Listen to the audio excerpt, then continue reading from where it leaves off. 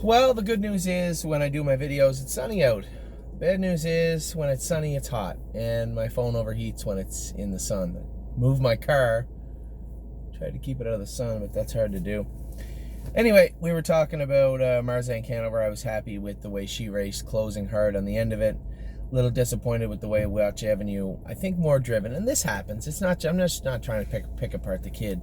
I mean, he doesn't know the horse. He's going out there. He had a great qualifier. I probably would have done the same thing had I not known him. I would have rather see the horse race out of a hole. I don't want to see that horse on the front for quite a while. So between that and being a little bit at the end of a sickness, it looks like he'll bounce back just fine. And then we had Giddy Up Max train good on Friday. Zeb Sunshine. Somebody said they weren't happy with his race. I mean, Jesus, he paced 58-3. His first lifetime start, came from 6th and finished 3rd. I haven't talked to Mario yet, but the line certainly looks impressive. I was very happy with that. Frontier Cruise has been racing good. We had a couple of clients ask why he didn't race this week. Well, because we're not going to race all the horses every single week. I mean, you have to give them a little time to relax. This horse jumped on his foot in training last week. He raced on the 2nd. He's going to race on the 17th. He missed the 9th. It was a scheduled, we missed this race on purpose, and we'll race him next Friday in the same class. He's teetering right on the point. We'll talk about this in a little while, about how there's some horses two horses in particular. One didn't race this week, and then Delcrest, who I thought was coming around, raced well. I didn't realize that I was angry after the race, and I posted a note.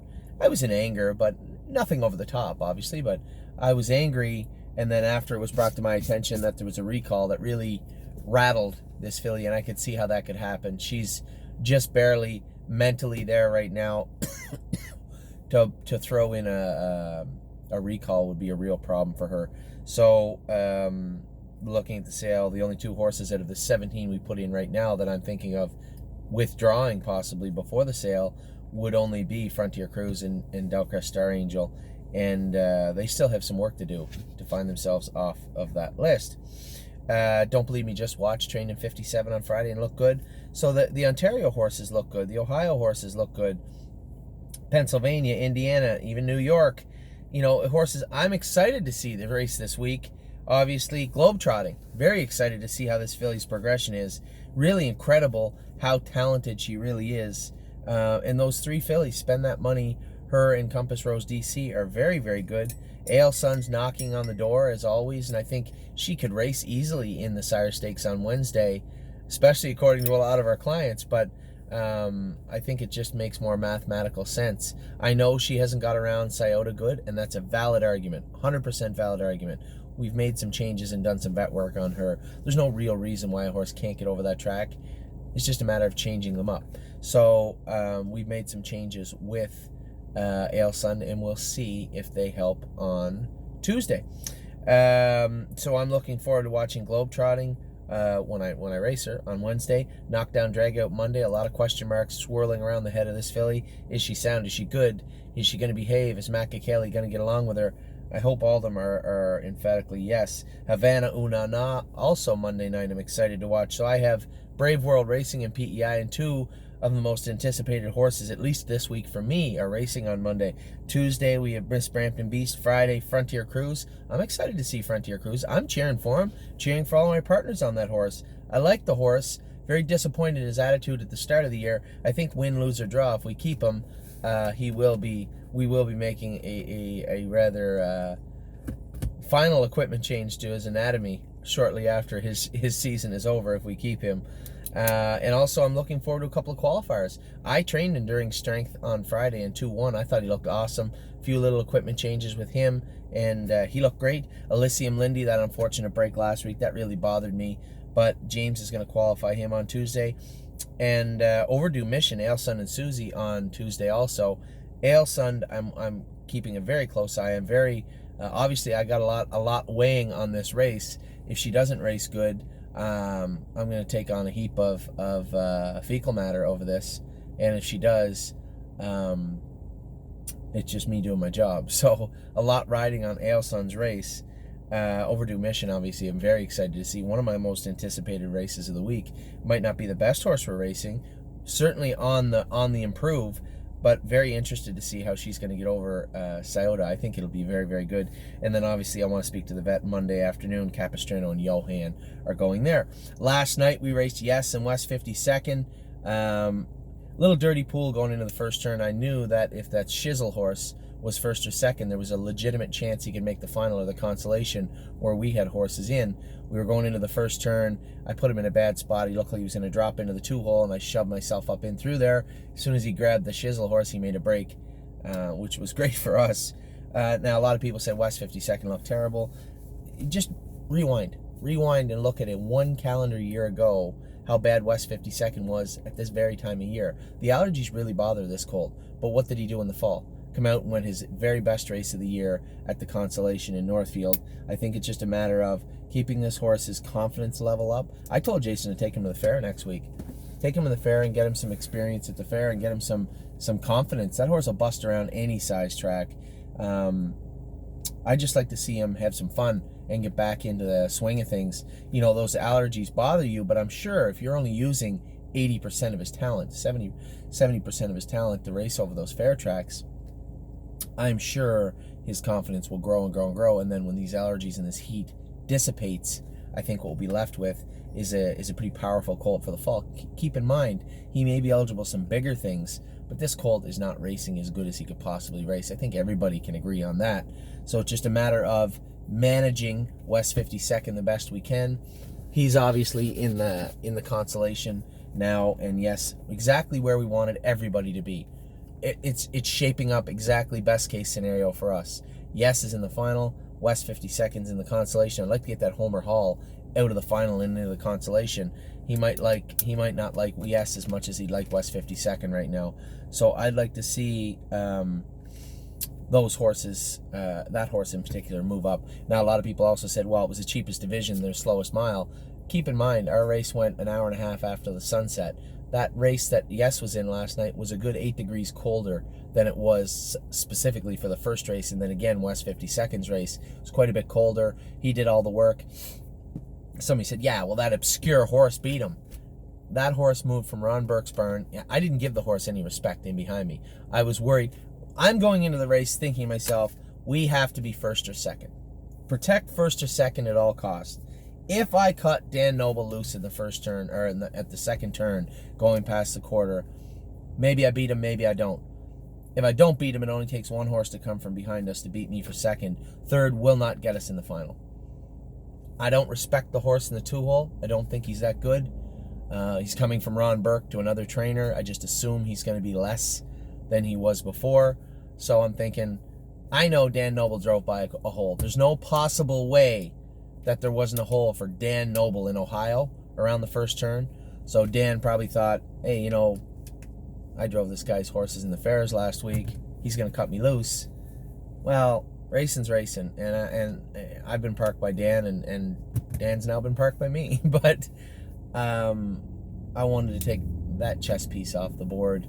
I wasn't worried about the guy behind me. Obviously didn't have a proper amount of respect for him and the rest of the horses. It was a cheaper class, but I was parked well past the quarter and immediately under pressure, run right into the ground.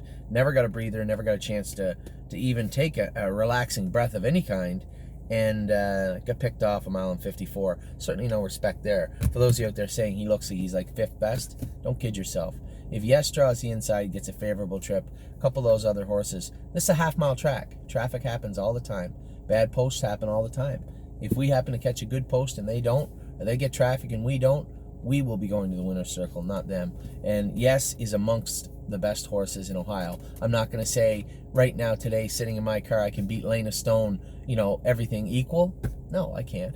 There's probably 2 or 3 or 4 that maybe I'll have trouble with on an equal playing field. Horse racing's not an equal playing field. It's never the best horse, not always the best horse that wins a race, the horse that crosses the line first. We all know that saying, and that's what it is now. Yes might be the 4th best horse in Ohio. Let them draw the rail. Let them draw the middle of the track. Let them get a little trouble in the middle of the race, some bad flow. We'll go from 4th to 1st pretty quick. Now that I'm saying that out loud, the cynics amongst us and the pessimists are obviously saying, well, what if you draw 7 or 8? Well, we're going to have to play the hand we're dealt. Good thing is we're in the final. He's coming in good. He's still got 3 weeks till the final. Then he has Delaware, Jug Week. Then he has Jugette Day, I believe. And then he has a couple of races in Indiana. We still have lots of racing for Yes Left. Very happy with the way things turned out. Would like to see him win last night, but please, for the love of God, don't make it out to be that Yes was soundly defeated last night in 54-2 by an inferior division.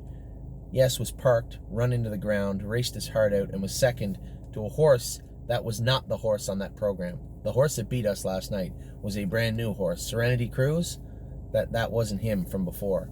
He's racing very good. He raced out of his skin last night, and I thought the horse beat us fair and square, but partially my fault for not giving him enough respect. What happens now if I cut Dan Noble loose? Serenity Cruise comes and finishes first or second. We get beat for second, beat ahead for second, finish third, don't get in the final. You're welcome.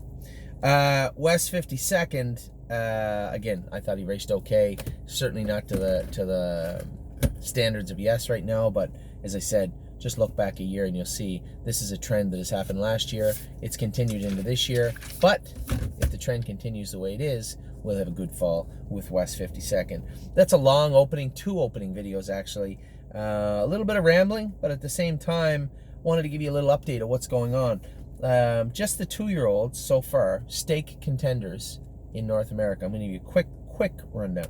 1, 2, 3, 4, 5, 6, 7, 8, 10, 11, 21, 22, 25, 26, 27, 28, 29, 30, 31, 32, 32. I'm not going to count Max as a contender. He just Zeb as a contender. He just qualified. 32, 33, 34. I'm not counting Hometown Boys. He was cut. Oh, I didn't get through the rest of the Ontario horses. I'm sorry. 6 trotters really quick. Canadian Titan raced fantastic last night. Quarter kind of burned her up a bit. When I watched the race, I was a little mad, but I think Mario did the right thing. He let that guy go. He pushed him, and then I don't blame him for removing. She raced great. Fox Valley was, again, a little flat, but trotting well. We'll get that speed, make a few little changes, and get that speed back into her. Muscle Chrome's going out for the summer. Enduring Strength looks great. Hometown Boys done for the summer and castrated. Sebastian Ray's not Ontario bred, but he's staying in Ontario. Staying at the barn for now. So that's 32, 33, 34, 34. We have 36 horses right now racing in the stakes. Any one of those 36 horses can be making their prospective finals, either in the Stallion, Buckeye, or Grassroots finals, or the Gold, Pennsylvania Sires, or Ohio finals, and New York also, 36, 35, 36. So it's been a pretty good summer. Well over half the horses that we broke are racing in their stakes divisions and hold competitive positions. 2/3 of the horses we qualified are now racing well, and I would guess that somewhere upwards of 70% of our 2-year-olds that we broke are going to take lifetime marks. No, not broke, that we qualified. So we broke about 72, we qualified 65. I would say of the 65, 40 or 45 of them will take lifetime marks at 2. So it's an important stat for me and for the pride of the stable and the people that train for us. I think they've done a great job. I think this summer is going well ahead of expectations. Somebody had said to me last night, every year you progressed and done better. That obviously won't happen forever. It'd be great to think it will, but eventually it won't. But we haven't had any stumblings just yet. And this year, I can honestly say, you guys know I'm an optimist. I love to look on the brighter side of things. Even I couldn't have forecasted the year we're having in North America. So with that, we'll be back in a minute. No top 10 list this week for obvious reasons. We'll be back with the stables and all the horses in just a minute.